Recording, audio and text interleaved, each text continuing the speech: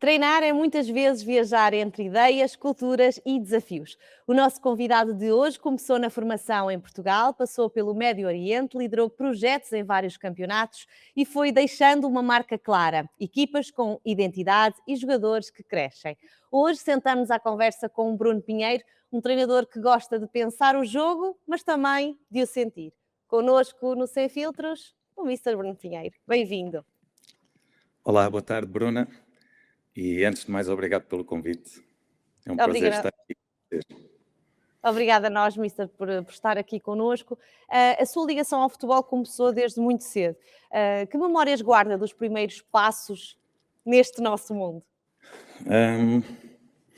Bem, comecei a jogar em criança, nos distritais, mas vivia no centro do país e os clubes era difícil. Portanto, jogava sempre escalões acima, porque não havia o escalão da nossa idade, até que vim para Lisboa, estudei em Lisboa, joguei no Atlético do Cacém, e depois veio a faculdade, comecei a conhecer pessoas ligadas ao futebol, como o professor José Moraes, o professor Francisco Silveira Ramos, o professor Rui Silva, e começámos, enfim, a lidar mais com a vertente do treino. O jeito para a bola não era muito grande, jogava na distrital e depois, a partir de determinado momento, conciliar o futebol com a faculdade tornou-se difícil e comecei a enverdar por outro interesse, pela parte do treino, e ainda na faculdade depois comecei então a vida de iniciar o treino do futebol, digamos assim. E gostava dessa parte do ensino. Passou por clubes históricos também da formação em Lisboa, correto? Como Benfica, o Belenenses. Exatamente. O que é que esses contextos lhe ensinaram sobre formar jogadores e também, não é, formar treinadores? Olha, por incrível que pareça, acho que aprendi mais como treinador em contextos desfavoráveis. O que é que eu quero dizer com isto? Pronto, comecei, antes de mais, fiz todos os escalões da formação. Quando digo todos, são mesmo todos, desde escolinhas de futebol ao escalão de escolas, infantis, iniciados, tudo o que havia para fazer. Campeonatos distritais, campeonatos nacionais, portanto, acabei por fazer todos eles até o futebol sénior. Comecei nas escolinhas do Benfica, por intermédio do professor José Moraes, que era meu professor na faculdade. Na altura iniciaram-se as escolas de futebol, entrei em 97, salvo erro,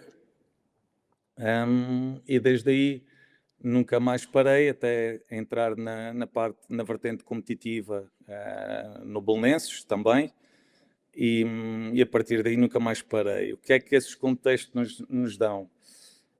Honestamente, quando se está num clube como o Benfica, eu diria que 90% dos jogos não precisam do treinador. É verdade, a diferença é muito grande e não se nota-se o dedo do treinador, obviamente, nos jogos competitivos, mas a maioria da época os jogos são desequilibrados. No Belenenses, esse equilíbrio aumenta, portanto já não somos tão fortes assim, mas mesmo assim na maioria dos jogos somos favoritos e acho que acabamos por não aprender tanto. Porquê? Porque a derrota faz-nos pensar imenso o que é que eu posso fazer para ajudar os jogadores. E nesse contexto, obviamente, foi ótimo trabalhar em realidades de topo, como o Benfica, na formação. Todos nós sabemos, é um patamar de excelência ao nível da formação a nível mundial.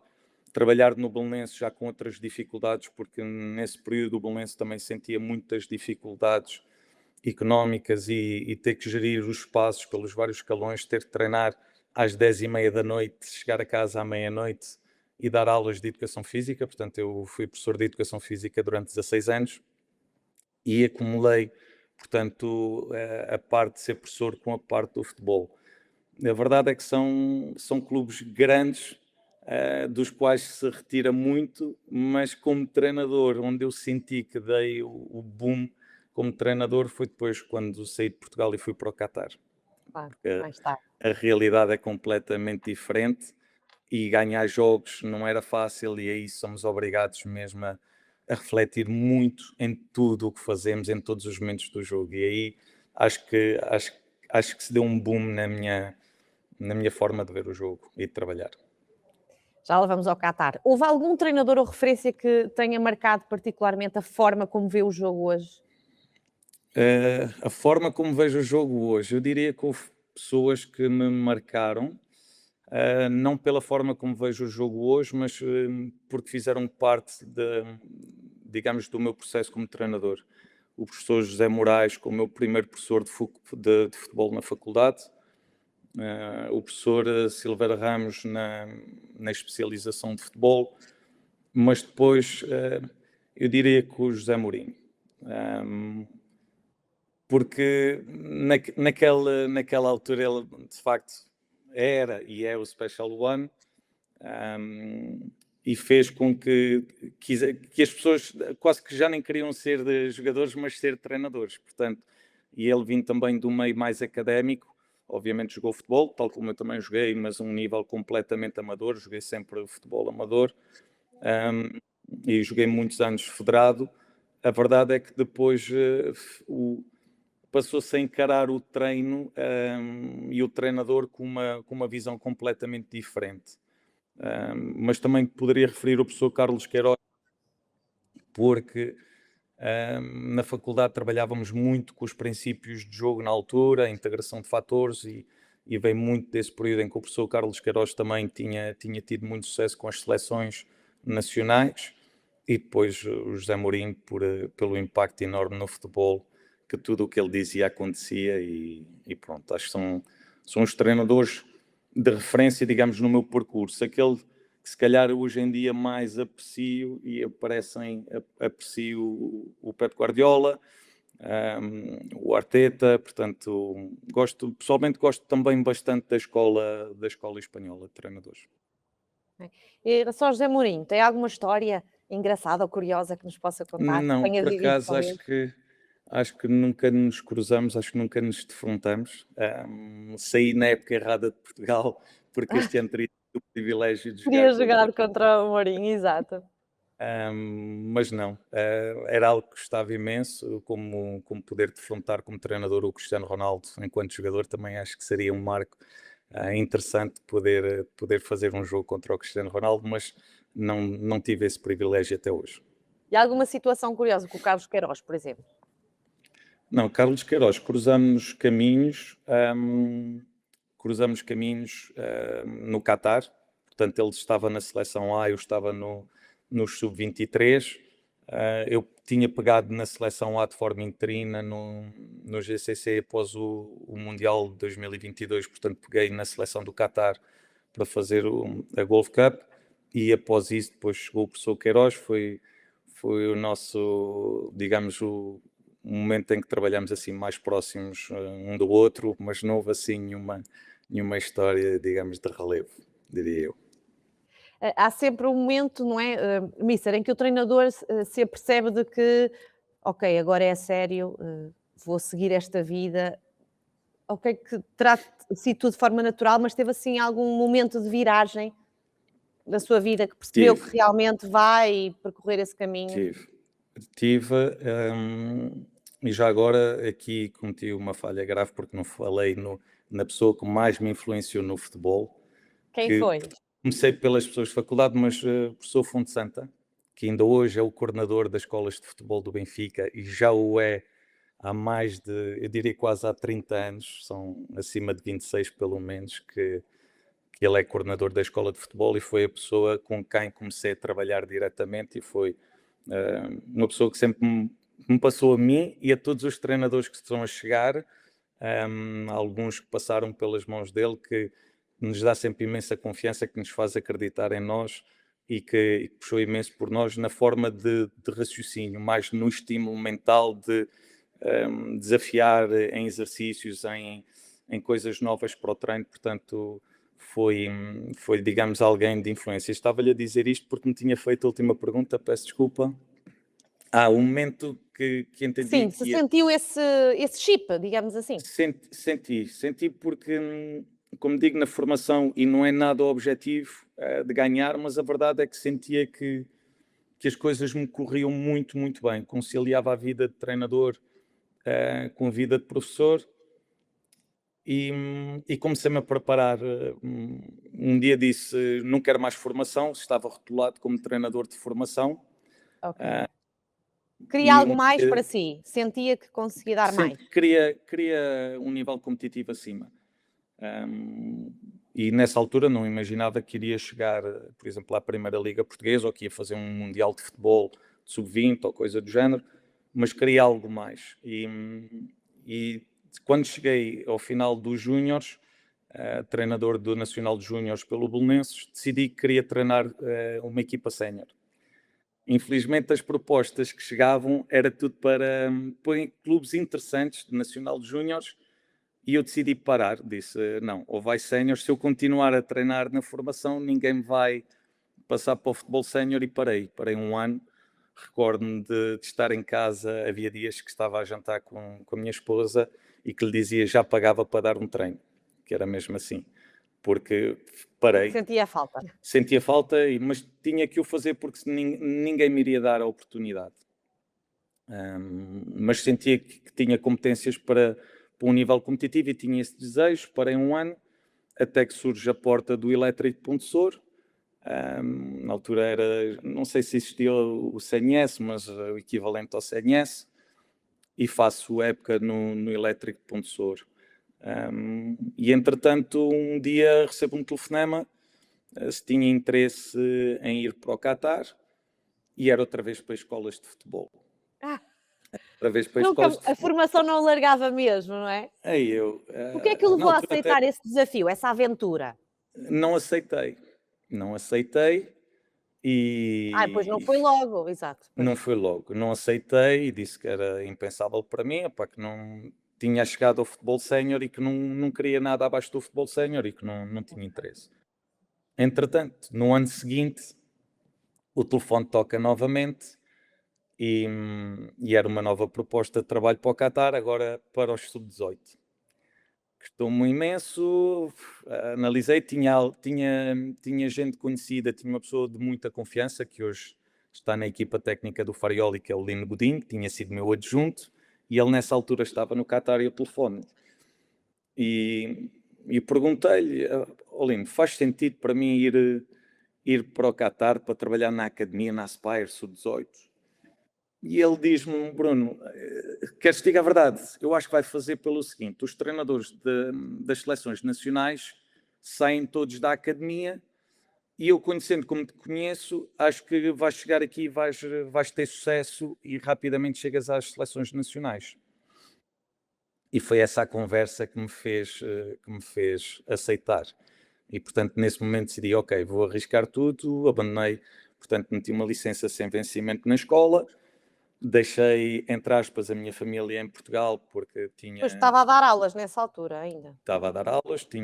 tinha dois filhos, um bem pequenino ainda, e decidimos em família, conversou-se e decidimos tentar a sorte.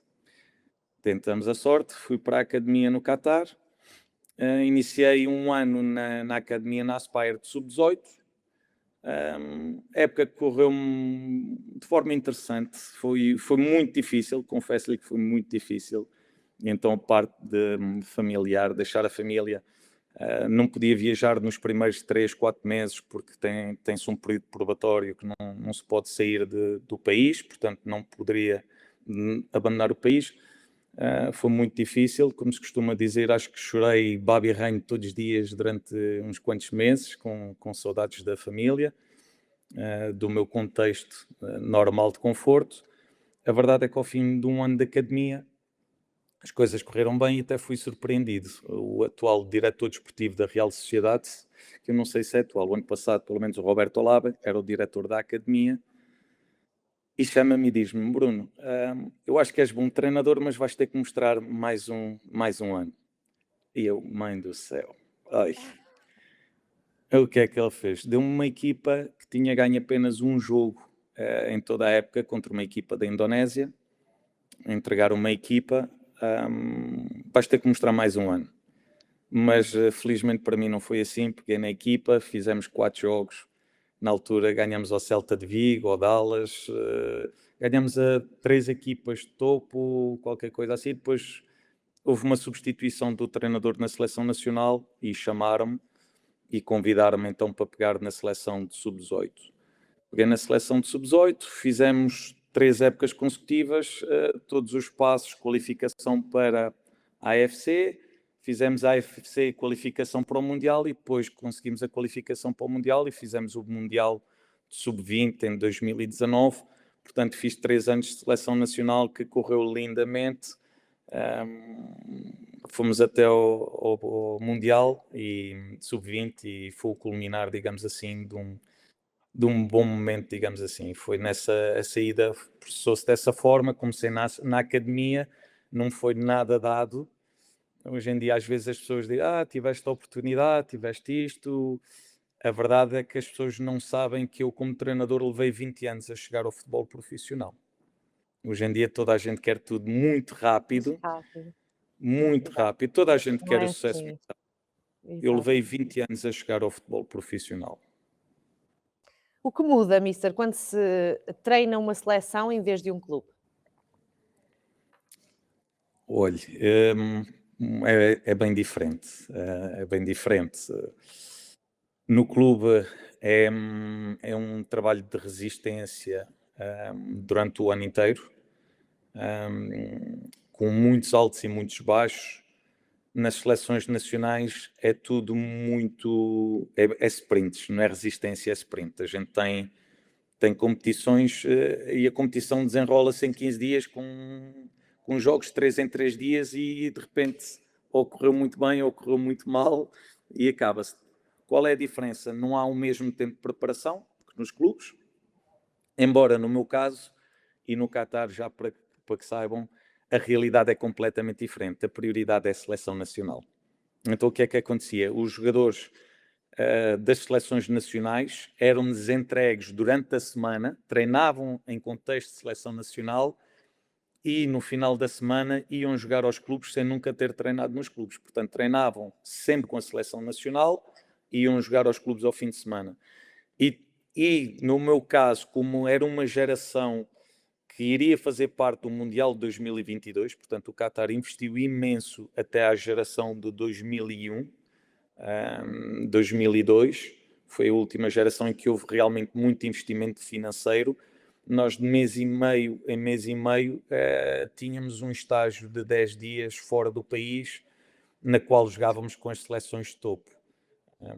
Jogamos para aí 4 vezes com a seleção inglesa, jogamos umas 4 vezes com a seleção do Uruguai, em momentos diferentes nesses 3 anos, com o México, com a Croácia, com o Japão, foram mesmo com o Liverpool, com o Dinamo Zagreb, com o Galatasaray, era viagens pelo mundo inteiro à procura de desafios. Chegávamos a fazer o torneio de Toulon, fizemos 2 torneios de Toulon, chegámos a fazer um torneio de Toulon, éramos sub-19 e jogar contra os sub-21 de Inglaterra. Portanto, é mesmo barra pesada, geração campeã do mundo, com o Tony Abraham como ponta de lança e nós 2 anos a menos, sendo o Qatar, posso lhe dizer que era pesado, era violento. E mesmo assim, chegávamos ao fim e dizíamos, não foi mal de todo, conseguimos escapar. Portanto, ao todo foram cerca de 5 anos nesse contexto, mais ou menos, sim, não é? sim. O que é que essas experiências todas lhe trouxeram, não só como treinador, mas também como pessoa? Olha, como treinador foi onde eu cresci mais, senti mesmo crescer muito mais, porque, tal como estava a dizer, trabalhar no Benfica onde temos tudo, em termos de recursos, materiais, mas também humanos, e temos o jogador que é do melhor. Quando chegamos ao Qatar, podemos ter todos os recursos materiais do mundo, ao nível de jogadores, a diferença é muito grande. E o que me fez crescer foi que, de facto, fazia as coisas normais, mas o que era normal não chegava. Analisava os jogos e dizia, mas o que é preciso mais para termos sucesso? O jogador precisa de mais tempo, para controlar a bola, precisa de mais tempo para pensar, precisa de mais tempo para executar. E isto fez com que eu desenvolvesse uma ideia de jogo em que procurasse criar muito mais tempo aos jogadores e procurasse jogadores que tivessem mais tempo e espaço que outros. E essa ideia de jogo teve sucesso com eles, que depois, como treinador, quando vim a Portugal, apanhar um contexto de jogadores de qualidade fez a diferença nesse período. Portanto, o Qatar trouxe-me nesse aspecto, trouxe-me aquilo que eu hoje sou como treinador de futebol. As minhas ideias foram desenvolvidas lá pela dificuldade que tinha, pelo nível dos jogadores. Mas depois o Qatar... Diga. Diga, não, força. Não, ia só depois tinha-me perguntado como pessoa. Sim. Como pessoa, o que eu apreciei, temos uma ideia do Médio Oriente que em alguns contextos é errado. E o Qatar, eu penso que é um contexto diferente de muitos países muçulmanos, islâmicos. Eu cheguei a um contexto que lhe posso dizer que é fantástico. Olha, como país, e viajei imenso, já fui a imensos países. Acho que não conheci nunca um país mais seguro que o Qatar. O Qatar é um país que tudo o que faz em termos internos é para desenvolver um país que seja bom para se viver em família. Tudo é feito para se viver em família. As condições são fantásticas e depois aquilo que mais me surpreendeu, comparando, por exemplo, hoje com a Europa e estar aqui na Bélgica hoje, as pessoas ainda valorizam imenso o ser humano como humilde, como trabalhador, a competência. Não sinto tanto isso na Europa, portanto, eu hoje vou ao Qatar e sou tratado de uma forma muito diferenciada porque as pessoas reconhecem uma pessoa super humilde, trabalhadora. Dão valor a essas questões do caráter da pessoa, não é?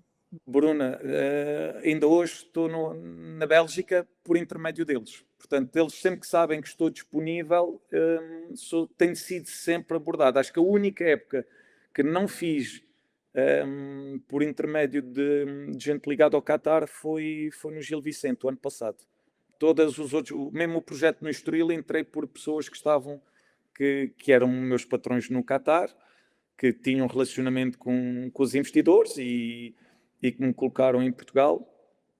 E é como lhe digo, acho que valorizam imenso o ser humano, que é algo que, de facto, quando estamos na Europa, dizemos assim, mas aqui as pessoas já não ligam se o treinador é correto, se não é correto, se é humilde, se não é humilde, Querem se resultados, não é? Não, mas mesmo ao nível dos jogadores é um bocadinho diferente. É um bocadinho diferente. Mesmo os jogadores Voltaria um dia com a sua família, agora toda junta, para não ter que chorar lá à igreja? Creio que é um objetivo ainda de vida voltar a trabalhar lá e provavelmente viver lá em família. Os meus filhos adoraram o Qatar, gostam imenso do Qatar e provavelmente será um objetivo ainda a fazer, porque eu os anos que vivi no Qatar não os vivi em família, portanto os meus filhos estavam em Portugal. Quando se é treinador de futebol não é fácil, os miúdos em idade escolar, Claro. o treinador é despedido e os miúdos depois fazem o quê? Deixam a escola, vêm para Portugal, não vêm, portanto optamos sempre por ter a família no contexto, este é o nosso país, esta é a nossa casa, é aqui que vocês vão crescer. E eu tenho-me desenrascado sozinho, pronto, tenho andado a fazer estou fora e é isto. Em 19-20 surge então o desafio na Bélgica, que é a AS Eupen, acho que disse bem. É o Eupen, Eupen. sim, o Eupen. O que encontrou quando chegou ao futebol belga? Que realidade é que até então Olha, desconhecia, não é? O que é que achou? Primeiro então, olha, o clube é Qatari, ok? Tal como tinha dito, os Qataris trabalham com visões a médio e longo prazo. E a partir do momento que tiveram um Mundial a organizar e na qual iriam participar como organizadores, sabiam de antemão que o contexto asiático não era apropriado para potenciar um país que estava a iniciar no mundo do futebol. Então o que é que eles fizeram? Compraram este clube na Bélgica e o objetivo do clube era trazer os jogadores do Qatar para se desenvolverem na Europa. Portanto, os jogadores que hoje jogam na seleção do Qatar, quase todos eles passaram por este clube na Bélgica, tiveram cá todos eles, ou quase todos eles passaram por aqui pelo Qatar. Essa passagem foi muito curta, foram 5 dias apenas. Porquê? Tinha acabado de fazer um campeonato do mundo com o Qatar, com a seleção de sub-20, e tínhamos dito que a seguir ao Mundial não faria sentido eu continuar nas seleções nacionais, porque tinha que reiniciar o processo de novo e passar 2 ou 3 anos para voltar a tentar chegar a uma competição como o Mundial. Então decidimos que iríamos trabalhar juntos, iríamos ver o contexto que se iria apropriar. Mas que não fazia sentido nem à academia, nem às seleções nacionais jovens. Entretanto, surge aqui a possibilidade, mas convidaram-me como treinador adjunto. E a verdade é que estive cá 5 dias e não funcionou. Não funcionou, e não me senti, e tive que ser correto com as pessoas e disse-lhes, olha, se calhar vamos ter que acabar aqui a nossa ligação,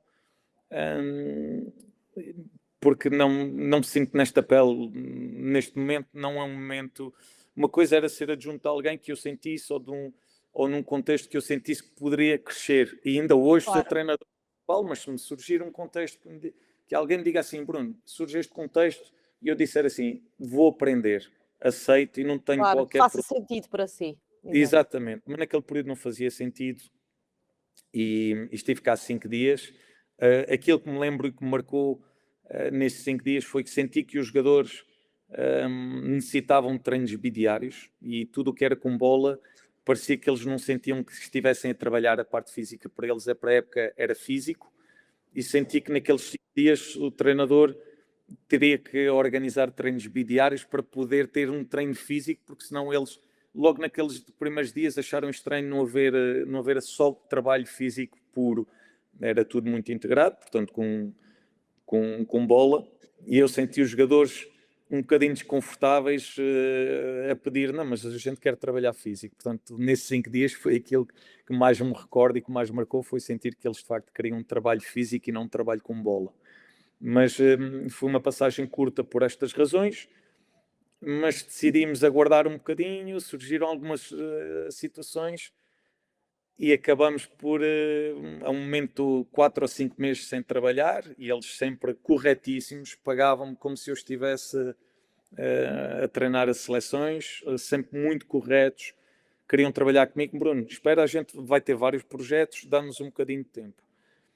E, entretanto, não surgia nada realmente de cativante para quem tinha feito um campeonato do mundo, mas ao fim de 6 meses aparece um clube de segunda liga em que os meus patrões, e é aqui que eu gosto deles, dizem-me assim, Bruno, vou-te falar de um projeto que eu sei que não é para ti, não vais querer, mas preciso imenso que assumas esse projeto. E posso-lhe dizer que foi a melhor coisa que fiz. A escolha mais acertada, não é? Pediram-me para treinar um clube novo em Folha que se estava a iniciar no Qatar na segunda liga. Nem sequer podiam subir de divisão, não podiam nada, porque eles têm que fazer 2 anos, quando há um clube novo, 2 anos de segunda liga, e só a partir do terceiro é que podem. Não ganhava um jogo a ninguém e pediram-me, Bruno, falta 10, 12 jogos, preciso mesmo que faças isto. É mesmo para os qataris, é mesmo para eles. Eles querem muito este projeto. E eu aceitei, que é o Lusail, que hoje é o líder da segunda liga, e faltam 4 jornadas para acabar o campeonato. Espero que consigam a subida à primeira liga do Qatar. Pego nesse projeto, mesmo antes do Covid, fazemos ali uma série de jogos, a equipa não perde, começa a ganhar, e pronto, a partir daí então eles ficaram encantados comigo, e até hoje nunca mais paramos, e pronto, temos trabalhado sempre juntos. Mas em relação ao futebol belga, houve certamente algo que ficou para ter agora regressado. No fundo, este regresso deve-se a quê? Deve-se aos proprietários, que eram qataris. É um clube que pertence à Aspire Foundation, portanto pertencia à minha entidade patronal, Eles já me tinham pedido para vir com o clube na Primeira Liga, nomeadamente quando saí do Al-Sadd, tinham-me pedido para vir cá, só que e o clube estava na Primeira Liga belga, só que estavam em zona de descida e eu senti que não os poderia ajudar e fui honesto com eles e disse-lhes, eu vou lá, mas não... Fiz o meu trabalho de casa, analisei e disse-lhes, olha, sinceramente acho que neste momento do campeonato eu não consigo ajudar, seria enganar-vos, e também não faz sentido, e também a nível pessoal vinha do Al-Sadd, tinha deixado o clube na Liga Invencível, em primeiro lugar, com menos um jogo, para ser campeões, e de repente apanhar este projeto, não me senti confortável para o fazer, e eles respeitaram a minha vontade e não vim para cá. Portanto, Agora fiz este fez mais período sentido, dos 5. Agora fazia acabou por sentido, fazer porquê? mais Porque era sentido um agora. projeto de iniciar de início da época. Eu gosto de iniciar projetos. Para mim, iniciar projetos a meio não é o mais favorável, porque acho que a minha ideia de jogo demora tempo a assimilar. Entrar num contexto de chicotada psicológica não parece que seja o melhor cenário para pôr uma equipa a jogar quando está com muitas dificuldades e muitas vezes se sente desconfortável. Não digo que não o venha a fazer em equipas que eu entenda que tenham um plantel com qualidade técnica, em que eu diga assim, vou entrar num contexto também, mas o potencial do plantel é muito superior àquilo que eles estão a fazer. E nesse contexto eu aceito pegarem equipas a meio da temporada. Se pegarem equipas a meio da temporada que a gente diga assim, não vai dar porque eu preciso trabalhar imenso e não há esse tempo, É prefiro assim, estar consigo safar, mas parado. deixa-me ver o plantel primeiro. É um pouco A isto. gente tem que avaliar onde se mete. Exato. Eu já cometi uma vez não avaliar, fui pelo clube, que não interessa qual, porque para mim era um clube topo, mas apanhei-o no momento errado, apanhei esse clube no momento errado, do qual infelizmente, enfim, faz parte. Fui de olhos fechados, tinha total confiança no clube, daquilo que conhecia, e de facto era uma escolha certa, mas foi no momento errado. E acho que devemos ponderar muito bem os projetos.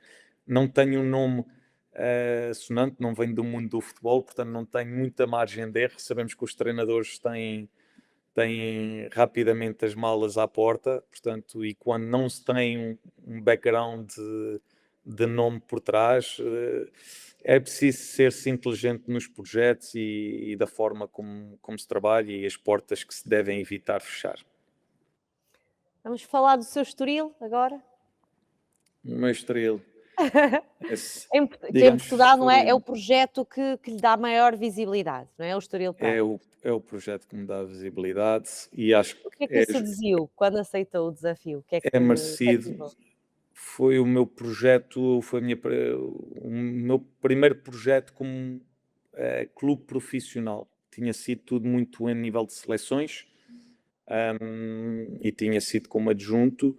Como treinador principal, foi o meu primeiro projeto profissional num clube. E na altura aceitei, embora o fiz.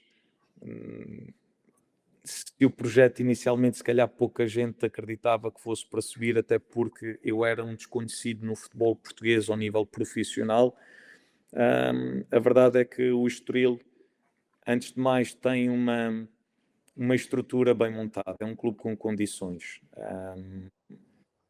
Diria que o setor mais débil era o campo de treinos. Treinávamos na Adroana, que não tinha as medidas regulamentares para se fazer um jogo, que hoje em dia já tem, mas de resto tínhamos tudo. Tínhamos um excelente departamento médico, havia um bom departamento de scouting, havia um nutricionista, o departamento de performance era muito bom. Como treinador era estar focado no treino. Mas depois o que faz a diferença, por muito boas as ideias que sejam do treinador, são os jogadores. E fui um privilegiado de trabalhar este grupo do Estoril Praia. Foi mesmo um privilégio enorme, porque apanhei um grupo de jogadores esfomeados. Ouça, era treinador esfomeado, jogadores esfomeados, toda a gente com um desejo de mostrar que tinha valor para mais. e todos eles com qualidade que ainda, alguns deles que ainda não se tinha visto. Toda a gente reconhecia talento de alguns jogadores, mas que não de forma regular tivessem tido uma performance que lhes permitisse dar salto.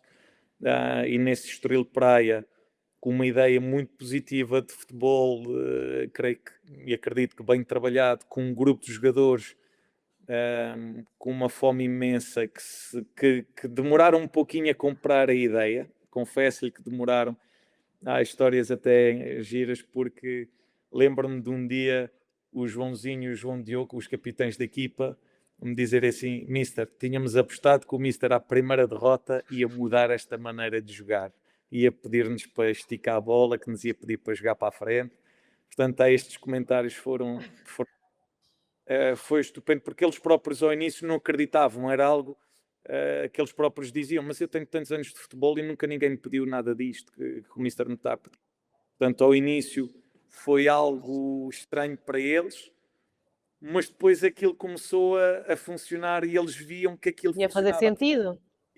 Aquilo que a gente dizia: vais fazer isto e isto, eles vão fazer isto, vais fazer isto e isto, vai acontecer assim, assim e vai funcionar. E depois deles, quando começaram a ver, pronto, a partir do momento que eles viram que aquilo funcionava, que viram que fazia sentido, tinha lógica, que resultava, eles seguiam-me cegamente. E eu a eles. Era isso que o balneário tinha de diferente e foi isso que realmente fez a diferença, foi o facto de olharem para o Mister Bruno Pinheiro como um líder, um verdadeiro líder?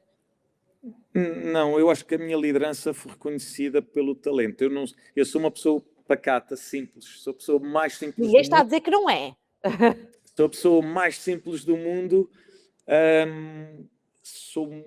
Dou responsabilidade máxima aos jogadores, portanto, têm máxima liberdade e espero máxima responsabilidade. Foi um privilegiado nos jogadores que tive. Foi, sem dúvida, o melhor balneário que já alguma vez tive de longe. Tinha líderes. Eu pedi ao Joãozinho e eu, que eram os meus capitães, eu escolhi 2 e meti 2 à escolha do plantel. Portanto, eles fizeram a votação deles, eles escolheram 2. Eu tinha 2, o Joãozinho e o João Diogo. Foram os jogadores que eu tinha escolhido ao fim de algumas semanas de trabalho. Eu quero estes 2 ao meu lado. Tive o privilégio de ter excelentes capitães e dos quais eu chegava ao Joãozinho e dizia-lhe: Joãozinho, a minha palestra é futebol, a tua palestra é motivação, é gestão do grupo. E eu, assim que falava de futebol, eu calava-me Joãozinho, e o Joãozinho começava: malta, eu quero ver sangue, quero ver isto, quero ver aquilo, daqui para baixo é canela, babá. E completávamos muito bem. O João Diogo é igual, são capitães, está inato neles, têm uma personalidade muito forte, e eu saí enriquecido pelos capitães que tinha, porque eu sou muito para a vertente do ensino do jogo e eu entregava-lhes a gestão digamos, do balneário. Eles tinham carta branca, mesmo no treino, para dar duras aos jogadores. O Joãozinho ia para cima deles, o João Diogo ia para cima deles. E eles faziam isso na boa. Eles não fazem, eu não precisava de pedir, eles faziam-no. Eles faziam-no. A única diferença é que eu lhes dava mais força ainda. Se um jogador tivesse a tentação de responder só de: oi, para aqui, amigo, não ouviste o capitão, vais fazer. Poderia haver situações que eu achava que às vezes havia um exagero ou outro. À frente do grupo eu nunca tirava a autoridade do capitão, depois quando chegava ao fim podia-lhe dar: epá, Joãozinho, hoje foste um bocado agressivo Exageraste aqui, e tal. exageraste um bocado, mister, eu sei, já telefonei ao jogador, já lhe pedi desculpa. Era assim, era. Quando telefonava, Joãozinho, eu deixava passar assim um dia: João, ontem foste para cima deste, opá, foi um bocadinho. Olha, o André Franco foi num jogo, já não me lembro, do Joãozinho, chamou tudo ao André Franco dentro do campo. Durante um jogo. Durante o jogo, foi para cima Qual dele. foi? Foi que jogo? Foi um jogo, não me lembro, foi na segunda liga. Eu acho que o Joãozinho fez-lhe um overlap e o André Franco acho que não respeitou a movimentação do Joãozinho. Ele foi para cima dele, e obviamente tinha todo o meu apoio.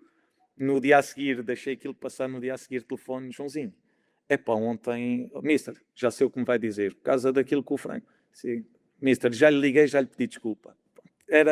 Por isso é que eu lhe digo, e por isso é que ele tinha toda a autonomia, o Joãozinho e o João Diogo tinham toda a autonomia para discutir. Lembro-me um jogo no Norte, não me lembro em que balneário foi, quando eu entro no balneário, está o Joãozinho e o João Diogo a discutirem um com o outro, toda a gente a Epá, assistir. isso é que não pode ser, os capitães entre si. Não, mas bem. Bruna, eu entrei e estava a ver a malta a querer acalmá-los. E eu, ei, tudo calado, fala ao João Diogo e fala ao Joãozinho. Eles vão dizer o que têm a dizer um ao outro e o resto está tudo caladinho. Resolveram ali o que tinham a dizer, acabou-se. Malta, vamos lá para dentro, vamos ganhar o jogo. Bora, siga. Funcionava. Nem se meteu, não é? Bruna, havia respeito. Exato. Eles diziam tudo uns aos outros porque queriam ganhar. E é aqui que as pessoas têm que perceber. O grupo era altamente competitivo. Eles queriam tanto ganhar que qualquer jogador que não tivesse Alinhado, não é? não tivesse alinhado era vítima. E ganhamos. O Gamboa era outro capitão dentro do campo, também agressivo. O Zé Valente era outro capitão dentro do campo, mas de outra forma. O Zé Valente sempre muito pela lógica. Olha lá, mas já te colocaste no lugar deste, já te colocaste no lugar daquele. Opa, está caladinho, ouve, tens razão nenhuma, está calado, bora, siga. Tinha jogadores que não eram titulares, mas de uma excelência. O Marcos Valente, e aqui tenho medo de me esquecer de alguns. O Crespo era um capitão. O Crespo era o outro dentro do campo. O André Franco não era, passou a ganhar, ganhou essa liderança dentro do campo. E depois tinha jogadores fora do campo, como o Marcos Valente, que eram homens. Eu tinha um grupo de homens fantástico, que hoje acho que é a grande dificuldade. Há pequenos pormenores que hoje em dia as pessoas não valorizam. O nosso balneário tinha uma língua maioritária, o português. E a língua une os jogadores. Não há hipótese, a língua une os jogadores. Poucos foram os jogadores que não falavam português. E isso faz muita diferença, une os jogadores. Eu hoje trabalho, por exemplo, aqui na Bélgica. À refeição, já sei quem é que se vai sentar onde. O grupo de língua francesa senta-se de um lado, o grupo de língua germânica senta-se do outro, e depois os outros sentam-se do outro lado. A língua é sempre uma barreira, não é, mister? A língua era uma barreira na maioria dos contextos, mas no meu Estoril não o era. Não foi. Não era, e é como lhe digo, eu tinha jogadores tão competitivos. Parece algo estranho o que lhe vou dizer, mas não é fácil encontrar um grupo de jogadores competitivos. Há bons jogadores, mas competitivos. Eram todos. O João Diogo, os dois laterais direitos eram competitivos, os centrais eram todos competitivos, o Joãozinho era um louco de competição, o Gamboa era um doente de competição, o Rosier, à maneira dele, era competitivo, o Crespo era doente por competição, o André Franco não era, passou a sê-lo, o Bruno Lourenço, um animal competitivo. Ouça, o sucesso. Qual foi a vossa Estoril... melhor história de balneário? Podemos saber dessa época? Histórias de balneário, há muitas. Qual é a melhor, mister? Vá, conte-nos posso lhe dizer que tínhamos um jogador do mais engraçado possível, o André Clóvis. Daqueles jogadores, uma vez foi apanhado a fazer a rotunda ao contrário à porta do estádio, e os colegas, o que é que fizeram? Pregaram-lhe uma partida e são terríveis. Ele fez em contramão, foi isso? É uma rotunda pequenininha e ele seguiu em frente na rotunda. Okay. Seguiu em frente. Os colegas viram e meteram-no a falar com uma pessoa que disse que era polícia e que não sei o quê. O Clóvis, coitado. Disseram-lhe, tens que fazer um pedido de desculpas público. Filmaram-no a fazer um pedido de desculpas, e depois, quando chegámos ao hotel num dia em estágio, fomos o pedido de desculpas do Clóvis ao jantar. Foi um fartote de rir. Ele, coitado, todo desmanchado, a pedir desculpa por ter infringido a lei, que não voltava a acontecer. Eles são terríveis, eles são terríveis. O André Franco era vítima sempre que jogava, um bocadinho, uns minutinhos. Eles telefonavam-lhe, fingiam ser um empresário e dizem, epá, miúdo, estiveste bem, pá, ouve, se continuares assim a gente arranja-te um bom clube. E semana após semana, quando o Franco jogava, lá iam os colegas telefonavam-lhe a fingir que eram empresários, e o André comia aquilo e depois ia-lhes contar, epá, os ligou-me não sei quantos, opá, ele disse que eu joguei imenso, vai-me conseguir um contrato, opá, eles fazem, ouça, fazem 30 por uma linha, Opa! são mesmo, é do pior. Quem era o mais palhaço? Ou seja, quem é que dava o mote para esse tipo de brincadeiras? Eram vários. Eu diria João Diogo, Zé Valente, Gamboa, mas depois ninguém ficava atrás. O Bastos. Depois aquilo era bola de neve. Aquilo era bola de neve. Eles eram muito engraçados, todos. E não perdoavam nada. Mas aí às vezes chateavam-se, porque as brincadeiras davam para o torto. Mas, Alguma vez lhe fizeram uma partida? Alguma vez sobrou para si? Não. não, eu acho que eles respeitam.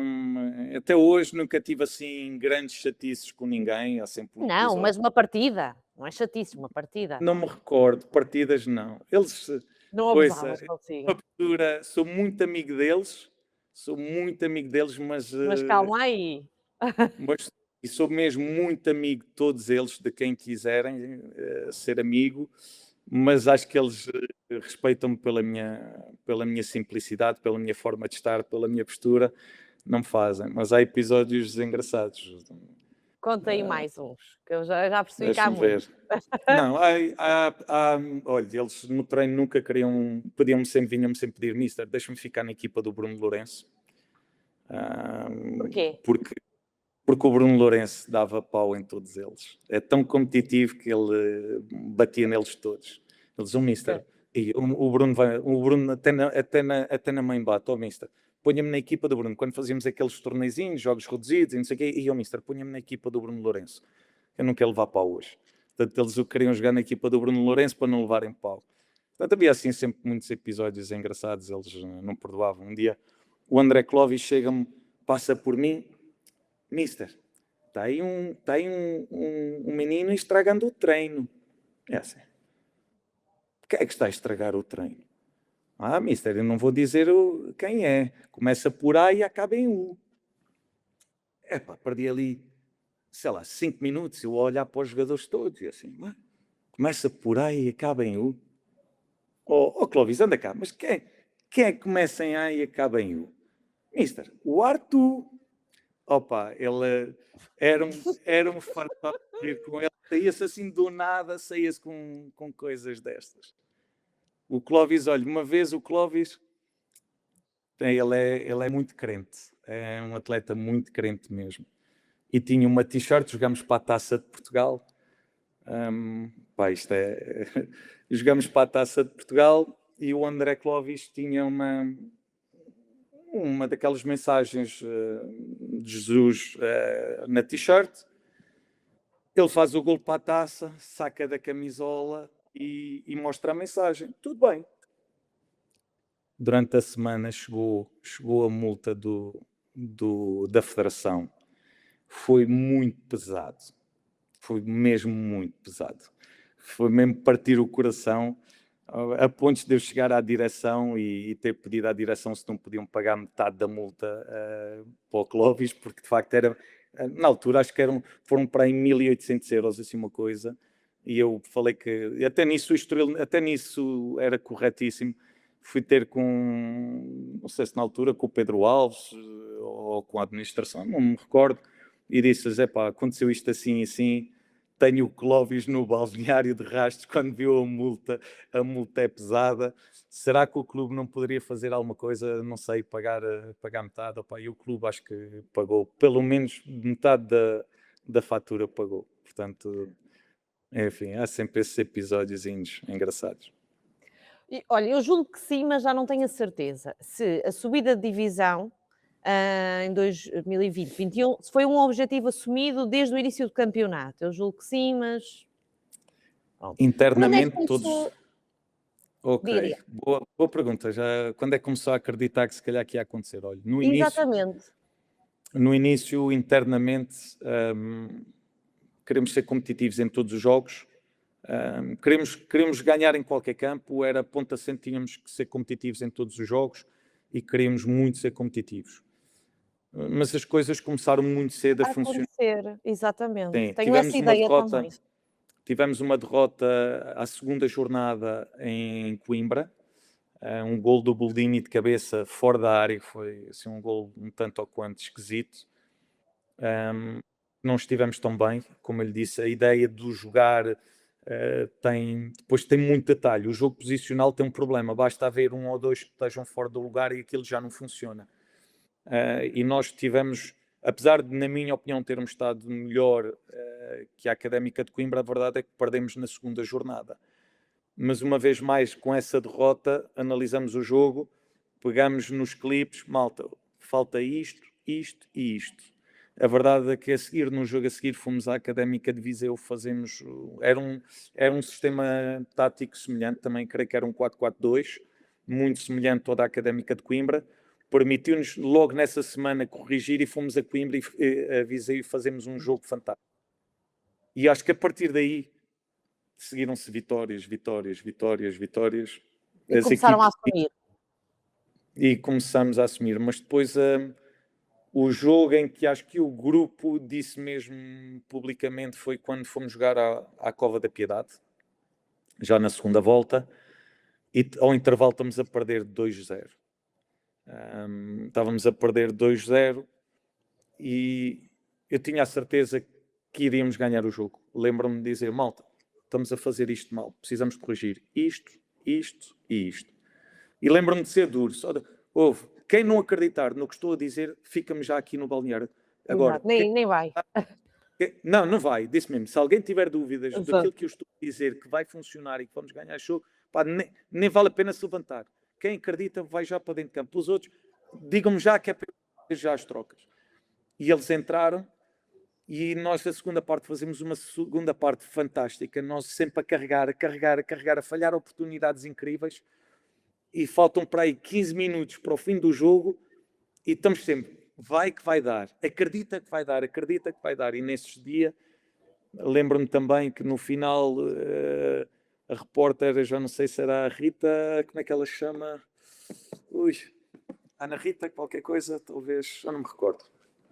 O nome, não tenho a certeza. Lembro-me da pessoa, lembro-me perfeitamente. Rita Latas, talvez. Talvez. Rita, como me recordo da Rita Latas. E só sei que ao fim do jogo até me perguntei para o Mister, as substituições hoje saíram bem. A verdade é que elas não saíram bem. Os jogadores eram muito bons. E eu posso lhe dar o exemplo. Na altura, troco o Aziz e meto o André Clovis, que é mais um jogador da área. Nós estávamos a apertar. O Aziz é muito bom na profundidade, mas o Clovis é superior na área. Meti o André Clovis. Tiro um extremo, já não me lembro se o Bruno Lourenço ou quem foi, e meto o Chiquinho, que era uma bomba. Tiro o Gambo e meto o Rosier, que em espaços reduzidos e tecnicamente que nessa situação era melhor. Tiro um médio e meto o Amani, que também era muito bom. Os jogadores eram muito bons. E naqueles 15 minutos finais conseguimos fazer os 3 golos. Damos a volta depois dos 90, fazemos 2 golos. Aos 90 está 2-1, fazemos 2-2, 3-2. E nesse dia os jogadores, quando acaba, tenho o hábito de fazer sempre a roda com os jogadores no campo.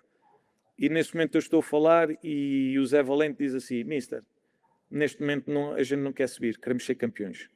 E neste momento todos eles, vamos ser campeões, agora vamos ser campeões. Isto não é para subir, é para ser campeões. E eles aí passamos de um objetivo que nem era de subir para ser campeões. Eles tinham uma fé tremenda naquela forma de jogar e neles próprios. Tinham fé em mim, tinham fé neles. Foi muito fácil.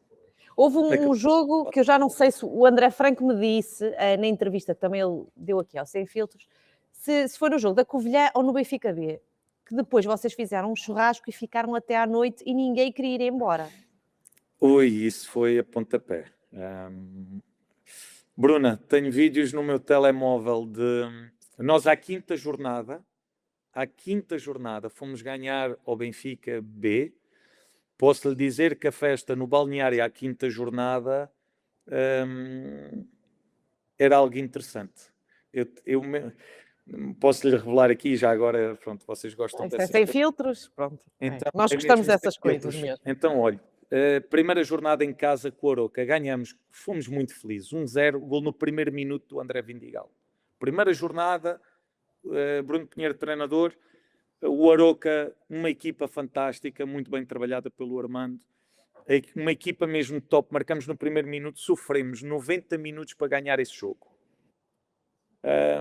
E acaba o jogo, pronto, toda a gente no balneário e tal, os jogadores começam a sair, e eu antes de sair, eu sou fã dos funcionários do Estoril, gosto, mas sou mesmo fã de todos eles, desde a Susana, a Andreia, ao Pinto, que para mim é o líder daquele balneário, portanto, que é o roupeiro. O roupeiro do Estoril é um líder nato daquele balneário. Eu estava a falar dos capitães, mas eu tinha o roupeiro. O roupeiro do Estoril é um líder nato. Os jogadores adoram o roupeiro e o roupeiro tem uma mão neles, diz-lhes tudo o que tem a dizer de forma correta e educada, mas diz-lhes quando eles têm razão e quando não têm razão. Portanto, eu estava a excluir o Pinto nisto. E eu saio, já não vejo ninguém assim pelo clube, já era muito tarde, e vou-me despedir do Pinto. E o Pinto estava na sala das máquinas de lavar a roupa e não sei o quê. E quando entro, está o Pinto e os dois capitães da equipa a beber cerveja. Davam a beber cerveja, e eu entro e eles muito arrasco. Eu ficava, não sei porque ficaram meio comprometidos. Eu entro. Então, não há mais nenhuma cerveja para mim? E eles, mister, deram-me uma cerveja e tal. Ficámos ali a conversa, a beber a cerveja. E eu perguntei assim, quem é que pagou isto? Oh, Pinto, fui eu. Não, só lhe disse assim, olha, para a semana, se ganharmos, quero cerveja para todos os jogadores. E a partir desse dia, Bruna, foi cerveja, paguei a cerveja para todos os jogadores, até que ao fim de 3 ou 4 vitórias o capitão veio ter comigo, mister, não precisa de pagar porque nós temos o dinheiro das multas, os jogadores assumem essa despesa. Ficou assente que sempre que o Estoril Praia ganhasse um jogo, havia festa. Posso-lhe dizer que as festas duravam horas dentro do balneário. Posso-lhe dizer que houve campos, houve estádios que nos pediram, por favor, para acabar com a festa, porque queriam fechar. Juro-lhe que houve Foram vários expulsos de estádios, onde? De onde? as chaves que já não nos queria ouvir mais. Já não nos podiam ir à frente, pronto. Bruna, mas eram horas. Não havia ninguém, ficávamos horas a cantar. Tínhamos uma canção cantada por todos, que era o Homem do Leme. Todos os jogos que o Estoril Praia ganhasse, tínhamos cerveja, até que o nível passou a aumentar. Tínhamos cerveja, depois começou a haver pão e queijo, passou a haver chouriço assado, fazíamos autênticos banquetes. A seguir aos jogos... Eu imagino as famílias dessa gente, como deviam ficar. As famílias à espera deles e eles não queriam sair lá. Vitória era sinónimo de... Mas no dia a seguir tudo acabava. Mas até chegarmos, mesmo nas viagens, tipo, às vezes tínhamos que parar na área de serviço para reabastecer a geleira, porque não havia combustível para toda a gente. Chegávamos, Bruna, nunca tive que chamar a atenção a ninguém. Chegava enquanto estávamos balneário, autocarro, a festa era nossa, saíamos do autocarro, no dia a seguir era por trabalho, nunca ninguém me chegava atrasado, nunca houve preguiça de ninguém, era fantástico. Por isso é que havia esse comprometimento, não é? Bruna, fantástico. Há coisas que a gente nem pode revelar, o que acontecia naquele balneário fica no balneário, mas temos vídeos fantásticos. Tenho vídeos fantásticos que de vez em quando me apetece matar saudades, vou rever, porque de facto não imagino que é um balneário a cantar o Homem do Leme, depois de uma vitória dificílima. Estrangeiros que não falavam português como o Omani tinham que cantar o Homem do Leme em português. Pegavam, imaginar. Não. Era a loucura. A loucura a pontos de, como digo, as pessoas pediam-nos para abandonar o estádio. Por favor, vão-se embora, já não vos podemos ouvir mais. Depois pode-me enviar um vídeo, Mister, desses, deles vocês a cantarem o Homem do Leme, o melhor, assim o melhor, pronto. E Depois. nós ainda hoje temos um grupo no qual ainda falamos, ainda mantemos relacionamento, vou pedir autorização. Não posso. Ok. Ok. Há Como é que se chama o vídeos deles a grupo? dançar. Como é que se chama o grupo? Podemos saber? Campeões, digo-lhe já. Eles, um dia campeões, sempre campeões. Olha que bonito. Gostei. É o nome do grupo. Um dia campeões, sempre campeões. Vocês realmente tinham uma equipa incrível. Não. Eu tive o privilégio de acompanhar a vossa época toda. Foi Bruna, fantástico. e a gente não está a falar da Taça de Portugal, que fizemos meia-final eliminando três equipas da Primeira Liga. Eliminamos o Rio afora, eliminamos o Marítimo fora e eliminamos o Boa Vista em casa. Posso lhe dizer que até nesses 3 jogos, por acaso, tive uma coisa que me surpreendeu imenso e que ainda hoje me toca. Ainda hoje mantenho essas memórias. O primeiro foi nós para a taça, posso lhe dizer que fomos, salvo erro, a Sertã, e nesse jogo troquei 10 jogadores. Tinha tanta confiança no plantel, Bruna. Eu hoje vejo o Futebol Clube do Porto a jogar, do Farioli, e estes jogos que eles fazem com Mira Stuttgart e trocar 8 jogadores e a equipa ganhar, isto alimenta imenso, Bruno. Mas o treinador só o pode fazer porque, de facto, o grupo tem qualidade para isso. Exatamente. Posso lhe não dizer são todos que o podem fazer, não é? Bruna, nós no Estoril, eu trocava 8 jogadores contra equipas da Primeira Liga e ganhávamos. Eu trocava 8 jogadores contra o Rio Ave, contra o Marítimo, contra o Boa Vista, trocávamos 7 e 8 jogadores, porque os jogos eram no meio da semana. Nessa época fizemos mais jogos do que o Sporting, mais um jogo que o Sporting. Só o Benfica e o Porto é que tinham mais jogos que o Estoril, porque tínhamos tido o campeonato nacional da segunda Liga, fizemos meia final da Taça de Portugal e fizemos ainda a Liga Intercalar. Portanto, nós tínhamos jogos e eu dava-me ao luxo de fazer essa gestão porque tinha um grupo capaz de o fazer. Nós íamos a estes jogos e trocava 7 e 8 jogadores e a equipa ganhava. E como lhe estava a lhe dizer, essa confiança também. Lembro-me do jogo com o Boa Vista, estarmos a jogar na Amoreira e passa alguém atrás de mim e fala tipo, parabéns, mister, grande equipa. E eu assim, olho para trás e está o Seba Pérez a passar, estava a sair do aquecimento e eu, desculpa, e ele, mister, tenho que lhe dar os parabéns. Jogam muito. Durante o jogo, jogam muito. Lembro-me de ir ao Rio Ave, também a jogar para a taça, e há um lançamento de linha lateral contra nós. O Ivo Pinto vai buscar a bola e passa e diz assim, mister, faço questão de o cumprimentar no final do jogo. A sua equipa joga muito. Isto durante o jogo, não era no fim, era durante o jogo. Os jogadores estavam... mister, a sua equipa joga muito. E a verdade é que jogávamos muito, as ideias eram boas, mas os executantes eram fantásticos. No Marítimo, perdermos 1-0, lembro-me perfeitamente, porque eu estava tranquilo, eu via aquilo e sabia que aquilo ia funcionar. Que ia dar, sim. Perdia a calma e eu só lhes dizia, calma, vai dar, continua, joga, vai dar. E lembro-me num desses episódios do joga, vai dar, está um jogador do banco contrário a olhar para mim, tipo, este gajo. E eu insisto, fazemos um golo quase nos 90, 1-1, vamos para o prolongamento 3-1.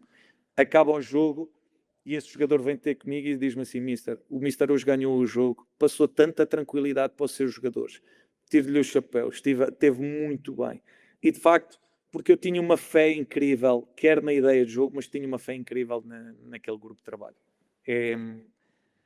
É algo inexplicável que não é fácil replicar, e aqui o desafio dos clubes, eu acho que o futebol não é tão difícil quanto isso, é preciso ser-se inteligente na preparação das épocas, na construção, no perfil dos jogadores. Tem que saber o perfil do jogador que se quer. Continuo a achar que deve haver uma maioria de jogadores de língua do próprio país. Acho importante. Nós hoje em dia vemos equipas sem jogadores portugueses em Portugal. Eu não estou contra, porque são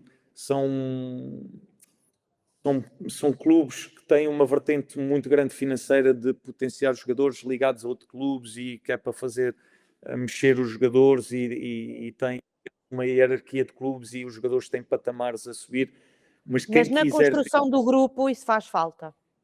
Quem quiser ter resultados desportivos tem que ter um grupo maioritariamente do próprio país. Até porque eu costumo dizer, um jogador que não tenha sucesso em Portugal, qual é a expectativa dele de jogar fora ou de melhorar?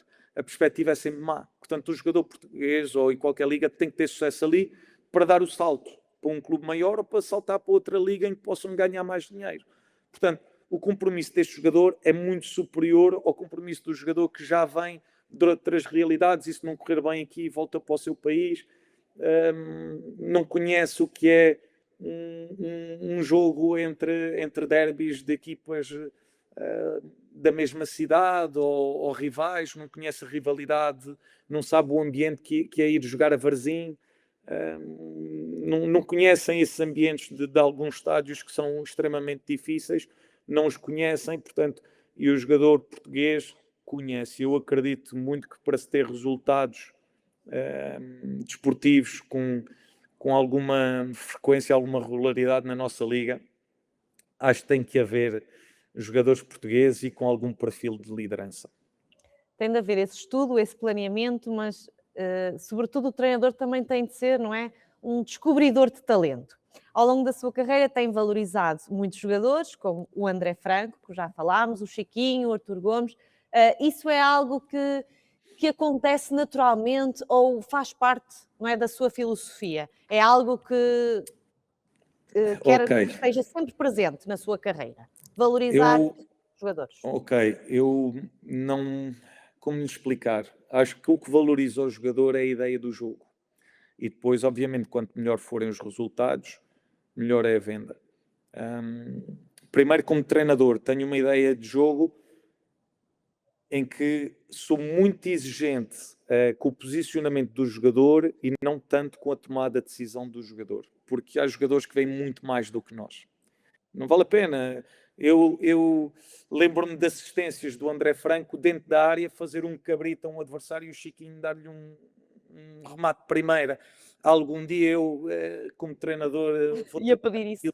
Não, é impossível. O André Franco tem uma assistência para o Chiquinho dentro da área, pega na bola, põe o pé debaixo da bola, levanta a bola por cima do adversário, cai mesmo nas costas dele e o Chiquinho dá-lhe um tiro. Portanto, eu sou extremamente exigente com o posicionamento dos jogadores e com a forma como eles se demonstram à bola. Depois, o que é que acontece? Como eu lhes tento dar sempre muito tempo e espaço, porque os jogadores cataris precisavam desse tempo e espaço e obrigou-me a mim a desenvolver estratégias para descriar tempo e espaço, os jogadores que têm talento aparecem. Ponto final. Não há hipótese. Esqueceu-se nessa lista do Miguel Crespo, mas depois eu também aprendo muito com os jogadores. Por exemplo, o ano passado o Félix Correia saiu muito valorizado porque, em termos de números, a melhor época em termos de futebol profissional. Mas eu aprendi dinâmicas que ele tinha com o Fujimoto, que esta época os meus extremos têm a melhor época, os meus dois extremos titulares, com mais regularidade, é a melhor época de números de golos deles, com dinâmicas que eu aprendi a ver o Félix a fazer com o Fujimoto. Tão simples quanto isso. Eu hoje dou uma utilização diferente ao avançado, porque quando o Raul Silva me chegou às mãos, ele utilizava imenso o avançado e eu comecei a ver, mas este recurso é diferente daquele que eu costumo pedir e traz-me outras coisas. Portanto, aprendi também imenso com os jogadores para conseguir potenciar esses jogadores. Agora, não faço diretamente para potenciar o jogador potencia-se pelo tempo e pelo espaço que eu, como treinador, lhes consigo dar durante o jogo. E agora isso é um fator de orgulho, não tenha dúvidas nenhumas. Ainda hoje penso numa geração que tive de 90 geração, se não me engano, era agora estou em dúvidas se era de 96 de Belenenses. Era uma geração fantástica de jogadores e que é a geração do Gonçalo Gregório, que eu acho que só o Gonçalo Gregório é que atingiu e o Nuno Tomás, não, o Nuno Tomás é 94, só o Gonçalo Gregório chegou a um patamar profissional e que hoje está no Azerbaijão e faz muitos golos, creio que ainda está no NOA. Essa minha geração de miúdos que eu tive na formação do Belenenses tinha tanto talento, que eu não percebo como é que eles não chegaram, alguns deles, ao futebol profissional. E ainda hoje, espeto uma faca, eu digo que se eu soubesse o que sei hoje naquele tempo, se calhar alguns miúdos daqueles tinham dado jogadores profissionais, porque teriam tido outra visibilidade. Mas naturalmente que sente orgulho, né, como já falou, quando vê jogadores que trabalharam consigo dar o salto para outros patamares, como é que olha para eles hoje em dia? É uma questão de orgulho. É mesmo, ouça, estávamos a falar do Franco ou do Crespo, são filhos para mim, porque ganharam isso. Você também é um pai para eles, pelo menos para o Franco, que ele disse-me que ainda hoje em dia bebe muito daquilo que aprendeu consigo. Como é que é ouvir estas palavras também? Sabe que eu outro dia vi alguém que mandou, ele foi, não sei se foi um canal, não me recordo qual foi o canal, e ele a mexer no quadro tático, e houve logo pessoas que me mandaram porque viram e disseram o André de facto bebeu muito, e eu vi a análise dele e eu teria feito a mesma análise que o André fez. Que máximo. É muito gratificante, mas não é só o André Franco. Posso lhe dizer que, por exemplo, nós chegávamos a alguns jogos e eu dizia, tenho dúvidas se o adversário hoje vai aparecer com linha de 5 ou vai aparecer com linha de 4. Se for linha de 5 temos de ter mais cuidado a este detalhe, se for linha de 4 mais a este. E ainda a bola estava no círculo central e eu já tinha o Joãozinho a dizer malta, está assim, está assado, não sei o que, não sei o que mais. Lembro-me de jogadores, olha, o André Franco jogar-me um jogo, já não sei qual é, Mister, o homem livre está sempre daquele lado. Eu assim, olha, o teu colega ainda não reparou, vai lá e diz-lhe isso, ou troca com ele e assume esse papel. Situações de treinadores a fazerem substituições e o treinador a contrário, assim que faz a substituição, já tinha o Joãozinho a dizer, oi, não joga aqui, não é aqui, é ali, eles fecharam-me aqui a este, abriram ali. Portanto, eles já interpretavam um jogo, porque eles estão lá dentro, eles já conseguiam interpretar o jogo ainda antes deu-me a perceber da realidade que o outro treinador estava a fazer. Eles, como estavam dentro do campo, eles eram os primeiros a chegar, chegávamos ao balneário e eles eram os primeiros a dizer, meu mister, não está a funcionar, o espaço está aqui, ou ele está-me a fechar o espaço, tem que ser... Eles já eram eles quase que diziam a tática e eu só assinava por baixo. Eu só já chegava, ok, qual é o problema? Mister, é isto, isto e isto. E eu, ok, qual é a solução? É esta. Muito bem, então bora. E eu só assinava. Infelizmente não acontece com tanta regularidade quanto eu gostaria, mas era um privilégio e esses miúdos, como eu lhe estava a dizer, é fantástico. O Artur Gomes um dia telefona-me quando assinou pelo Sporting. Ele telefonou-me. Porque o primeiro jogo dele foi contra o Sporting. Isto já foi no meu segundo ano de Estoril, na Primeira Liga. O Artur Gomes veio do Brasil. Tenho muita dificuldade em avaliar jogadores que venham do Brasil. E o Artur Gomes acho que foi o único jogador que veio diretamente do Brasil que eu tenha dito. Eu texto não tenho dúvidas, manda vir. E o Artur Gomes veio e ao início há aquele período de adaptação, está ali 2, 3 jogos, não jogou e tal. Claro. E chega ao dia do jogo do Sporting e eu digo, vai jogar este jogo. E ele recordou-se e telefonou-me a contar isso mesmo na preparação do jogo com o Sporting. Portanto, ele está deitado, está a receber as massagens dos físios, estão a prepará-lo. E eu chego e digo-lhe assim, Artur, sabes porque é que eu escolhi este jogo?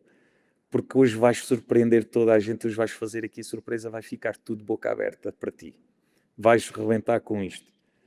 E acho que o Ruben Amorim, quando assinou com o Artur Gomes, a primeira coisa que lhe disse foi, sabes desde quando é que te acompanho?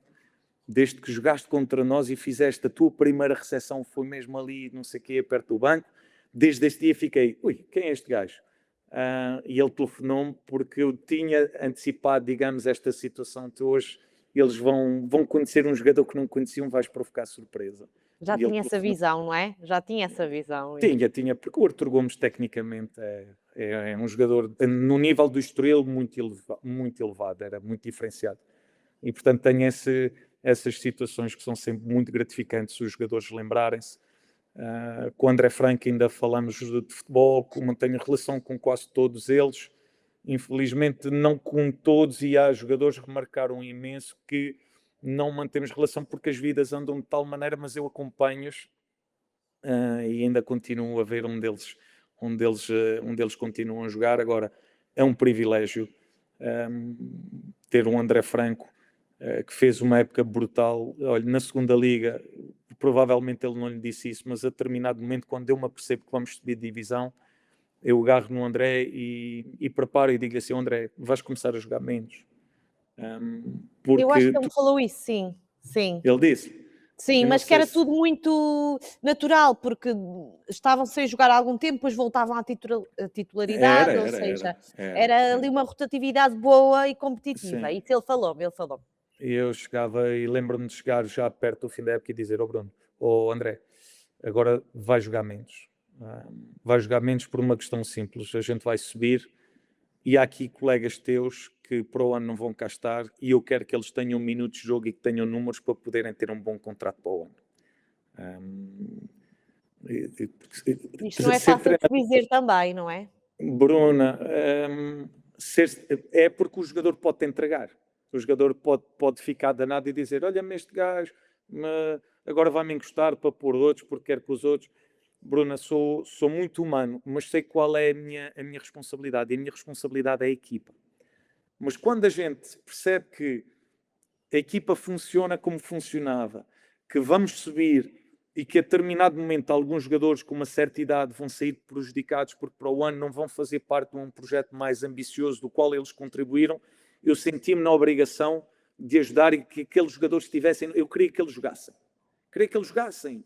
Queria o bem da equipa toda, não é? Faz sentido. Íamos ganhar à mesma e eu sabia Os que objetivos iam ser cumpridos, não é? Iriam ser cumpridos e aqueles jogadores iriam ter números e que lhes permitiria continuar a jogar num patamar interessante e a ter contratos interessantes. Portanto, eu tinha e tenho, por norma, esse nível de conversa com os jogadores.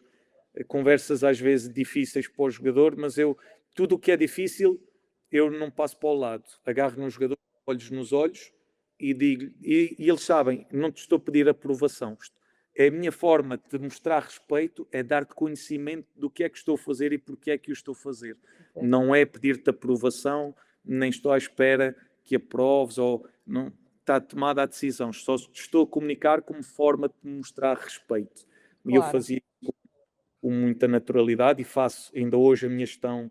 É sempre assim. Tudo o que tiver que dizer a um jogador é olhos nos olhos, gosta ou não gosta, e depois cada um segue o seu caminho, mas fique tranquilo, porque, Bruna, sabes que um jogador está a contar jogar naquele fim de semana porque não fez nada de errado, mas eu como treinador achar que este jogo vai precisar de outro jogador com características diferentes e que ele não fez nada de errado e conta porque o último jogo até foi bom, eu aí às vezes sinto-me na obrigação, anda cá, não vais jogar. Não és tu, sou eu, é a minha decisão. Fizeste tudo impecável, está impecável, continua a fazer o que estás a fazer. Entendo é uma opção minha só. Não te estou a pedir aprovação, estou-te a respeitar como jogador porque sei que achas que vais jogar e acredito que tenhas razão porque fizeste um belíssimo jogo. Acho que neste jogo o teu colega vai ajudar mais a equipe. Portanto, mas até essa própria transparência é aquilo que, no fundo, que gera admiração depois que sentem por si. Bruna, imagina um jogador que tem a certeza que vai jogar e que tu sabes que ele tem razão para jogar porque acha que eu ponho na cabeça dele. Sim, exato. Na minha cabeça fiz tudo certo e vou jogar. Eu sei ver quando vou fazer uma decisão que vai dar um murro no estômago do jogador. E quando eu sei que vou dar um murro no estômago do jogador, eu tento antecipar, porque o jogador com o murro no estômago, a frustração, vai treinar mal, vai fazer um disparate. E a partir daí eu vou perder o jogador, a equipa vai perder um jogador e eu tenho que antecipar. Depois, se o jogador, depois de eu conversar com ele, se ele fizer disparate, está tramado. Bruna, depois de eu lhe mostrar o meu respeito ou ou dar-lhe uma palavra porque é que vai acontecer as coisas. Se o jogador tiver a deslealdade de ter um comportamento incorreto, não tem hipótese. Mas não tem hipótese nenhuma. Aí tem que ser encostado. A partir do momento que falta o respeito ao grupo, ao treinador, porque para mim isso é faltar ao respeito.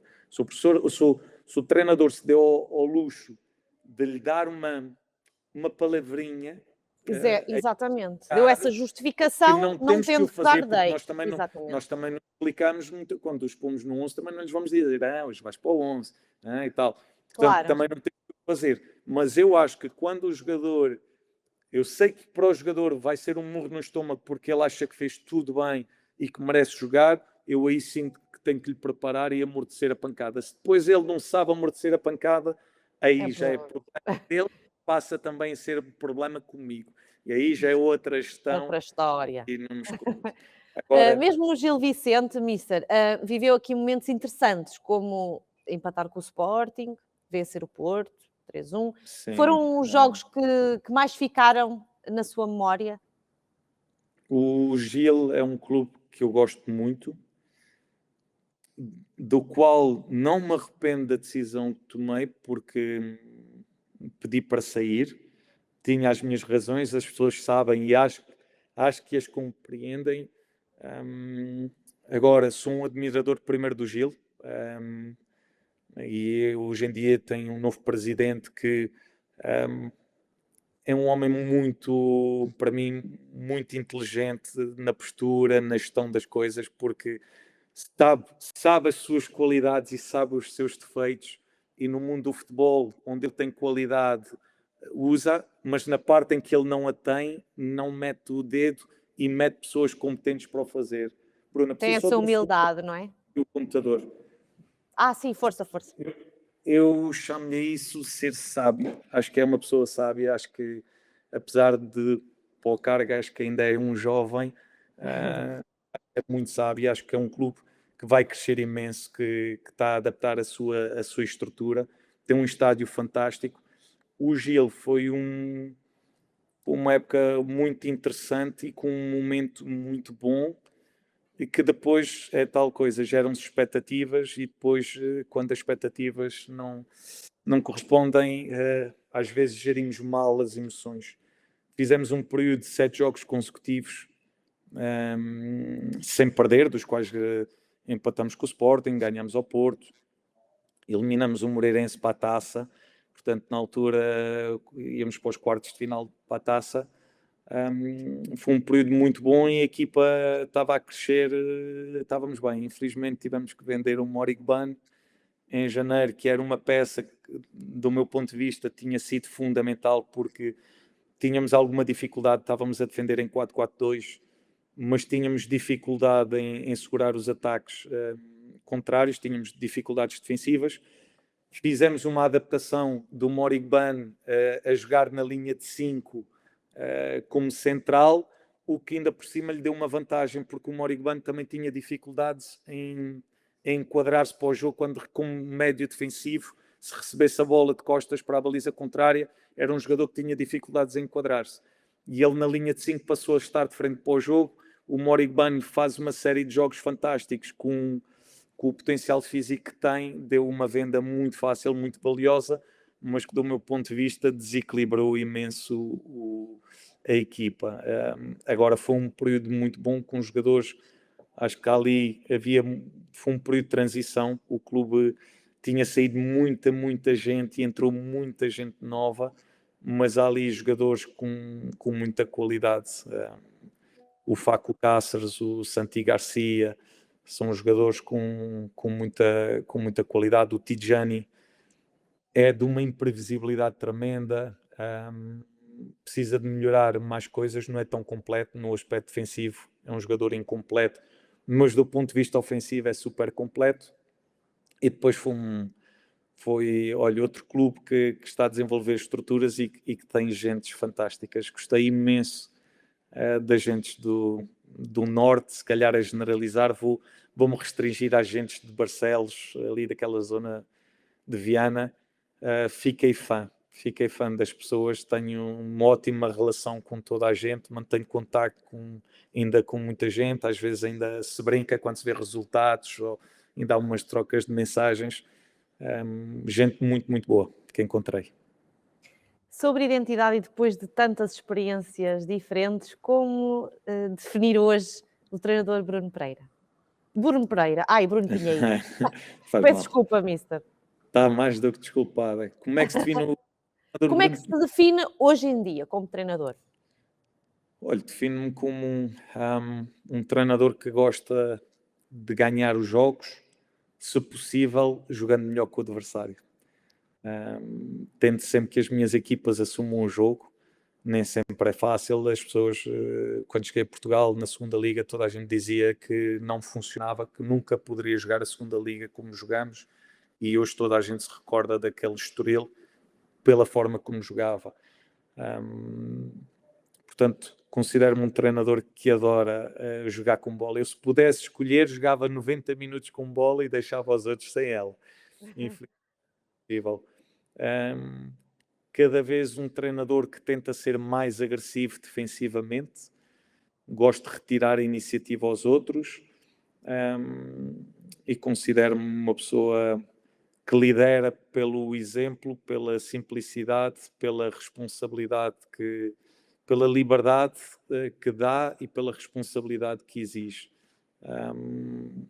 Muito amigo de quem está alinhado com os interesses do clube e da equipa, mas posso ser terrível com quem não está alinhado. Mas acho que isso somos todos. E acho que se resume a isto, uma pessoa muito, muito simples, trabalhadora e que adora jogar mais com os outros, se for possível. Não lhe perguntei há pouco sobre os festejos na altura do quer naquele momento no Estoril, estamos a falar do Estoril, em que subiram do sofá, não é? Que estavam todos naquela sala reunidos, não é? Recorda-se? Recordo. Ia-lhe perguntar o que é que se recorda assim de momentos felizes dessa altura em que estavam todos expectantes, estava a acontecer um jogo, não é? Havia essa possibilidade de subirem do sofá. Como é que foi aí nos festejos também, quando já, não é, se consagraram campeões? Olha, lembro-me que foi um alívio tremendo, porque isto é mesmo assim, né? Hoje em dia falar de pressão para mim já é diferente, mas era a minha primeira época como treinador em Portugal numa liga profissional, e eu sempre tinha dito que ia chegar à primeira liga portuguesa. Dizia sempre à minha mulher, vou chegar à primeira liga, antes de entrar no Estoril, vou chegar à primeira liga. Acreditava muito em mim, acreditava imenso em mim e na minha ideia de jogo, e era algo que repetia muito, dizia sempre, não tenho dúvidas, vou chegar à primeira liga. Mas de forma inconsciente, quando a gente chega lá é muito difícil, e nós fizemos uma caminhada tão boa, mas a verdade é que depois podíamos ser campeões a 8 jornadas do fim, poderíamos ter subido, mas ali a determinado momento começamos a acumular empates. Tínhamos vantagem, a verdade é que pessoalmente senti um alívio muito grande, porque sentia também essa pressão. Lembro-me, por exemplo, na meia-final da Taça de Portugal, ir ao Estádio da Luz, quando somos eliminados com o Benfica, o Mr. Jorge Jesus vem-me dar os parabéns e diz-me, vocês este ano sobem de cadeirinha, e eu fico assim, eu começo a fazer contas, mas faltam quase 40 pontos, mister. Mister, sabe como é que é o Jorge? Esqueça lá isso. Onde era como vocês jogam? Só bem a brincar. Mas na minha cabeça não era a brincar. Portanto, posso lhe dizer que foi por eu sentir que toda a gente achava que o Estoril era muito melhor que todas as outras, a determinado momento senti uma pressão muito grande, porque estava a demorar mais do que era suposto, e foi um alívio tremendo de toda a gente. Acho que foi uma explosão de alegria, foi de emoções. Mas assim, histórias dos festejos do Estoril, lembra-se de alguma história? Não há assim nada. Lembro-me por causa das sagres, na altura foi um bocado viral a forma como eu abria as cervejas. Estavam as cervejas pronto, quando a gente fala para a imprensa, e está o Joãozinho, e eu de repente digo assim, Joãozinho, queres beber uma cerveja? Aí eu abro, e o Joãozinho abre, mas abro na tampa da mesa, bate com a cerveja, encosta a carica da cerveja na mesa, e dou-lhe uma palmada e abre e começa a distribuir a cerveja para ele e para mim, fazemos ali um brinde. A cerveja estava choca, estava horrível, para mim soube-me belíssimamente bem. Mas isso foi da subida do sofá ou foi na festa do título? Depois, eu não sei se fomos para a imprensa, da subida do sofá, posso lhe dizer que foi mesmo a loucura total. Toda a gente queria tanto, Bruna, foi um alívio para toda a Eu gente. sei, eu sei. Quem vê, mesmo assim fomos para trabalhar, assim fomos para festejar sempre. Éramos os maiores a trabalhar, éramos os maiores a festejar. Lembro-me que era a altura de Covid, fomos para a rua, tínhamos os adeptos por fora. Tenho uma das fotografias, a fotografia que mais gosto do meu tempo de Estoril, é na rua com o roupeiro, estamos agarrados, ele com uma bandeira gigante do Estoril, agarrados escuro, mas tem uns tons fantásticos. Posso-lhe partilhar essa fotografia? Pode. Se quiser. Sim, quero. Tenho a certeza que o Pinto não se importa. Viemos festejar com os adeptos, mas à distância, mas depois não havia distância. Aquele receio do Covid foi algo muito estranho, Bruno. Aqueles festejos de Covid era algo muito estranho. Olha, se quer rir, falando em coisas desse período engraçadas, eu odiava os testes de Covid e fazíamos com frequência. Não lhe sei explicar, aquilo doía-me. Então, sempre que eu ia fazer testes de Covid, os jogadores juntavam-se todos para me filmar. Deve haver filmes de eu a gritar, agarrado à mão das Meu Deus. e não... Tira. Pá, era horrível mesmo. Há uns quantos vídeos a circular de eu aos gritos e a levantar-me e a fugir. Saí uma vez com como é que chama? Com a zaragatoa no nariz, opa, e a mulher, mas eu não lhe tirei nada. E eu tive que voltar atrás para me tirar a zaragatoa. Faz muita impressão. Mas Faz de muita festejos não houve assim nenhuma maluqueira, a não ser as normais. Toda a gente ficava até muito tarde. Posso lhe dizer que havia gente que ficava... Eu tentava ser dos últimos a sair, mas às vezes tinha que desistir. E às 2 e 3 da manhã eu saía do estádio e eles ainda lá a festejar. Deu certo. Estes festejos todos após cada vitória, no fim deu certo. Tenho aqui um mini ping-pong para si, para terminarmos isso, mas muito rapidamente, sem pensar muito. Um treinador que admira, já falei em vários, mas o treinador que admira. Guardiola. Um estádio onde gosta especialmente de jogar? Essa... o Dragão. Ok. Mas é difícil, porque o Dragão foi particular, porque também fomos na festa do Porto, sagrou-se campeão, muita gente na rua, mas é difícil. Os três grandes são de arrepiar. Todos os têm ambientes, não é, desafiadores. São arrepiantes, são arrepiantes. Um jogador que o tenha surpreendido muito pela evolução. Consegue dizer um? Pela evolução. Aqui eu tenho que ir para um dos meus filhos, se calhar, para o André Franco, para o Miguel Crespo. Provavelmente. Pelo crescimento, não é? Pela evolução. Sim. Um jogo da sua carreira que nunca esquece. Qual foi o jogo? Temos o jogo? Temos vários, graças a Deus, não é? Temos vários.